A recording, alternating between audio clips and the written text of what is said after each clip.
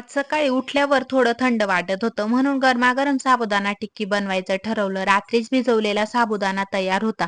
त्यात उकळलेला बटाटा, शेंगदाण्याचं कूट, मीठ, जिरे आणि हिरव्या मिरच्या सर्व मिश्रण एकत्र करून घेतलं आणि मीडियम फ्लेमवर पॅनमध्ये ऑइल घालून टिक्कीला ब्राऊन कलर येईल तोपर्यंत फ्राय करून घेतलं. टिक्की मस्त टेस्टी बनली होती. दुपारी जेवणानंतर माझ्या लक्षात आलं, अरे आपण ओव्याला मीठ लावून ठेवलं आहे. लगेच ओवा बनवायला घेतला. 100 ग्रॅम ओवा, तीळ, जवस, शेपा त्यांना छान मिक्स करून घेतला आणि मंद आचेवर भाजून घेतला. सतत बाहेरचं खाणं, धावपळ आणि अपचन यासारख्या समस्यांसाठी काहीतरी घरगुती उपाय हवात. म्हणून हा मुखवास खूप फायदेशीर आहे. हा मुखवास म्हणजे फक्त तोंडाची चव वाढवणारा नाही, तर पचनासाठी, सर्दी, खोकल्यासाठी आणि शरीरातील उष्णता संतुलित ठेवण्यासाठी खूप फायदेशीर आहे. ओवी लहान असल्यामुळे स्वतःची तब्येत सांभाळणं खूप महत्त्वाचं आहे.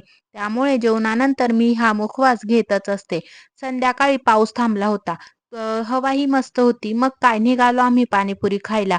मी माझी मस्त तिखट पाणीपुरी बनवायला सांगितले. पाणीपुरी नंतर तर सुकी पुरी खायलाच पाहिजे. नाहीतर पाणीपुरी खाल्ली आहे असं वाटतच नाही. Bye bye. भेटूया नेक्स्ट ब्लॉगमध्ये.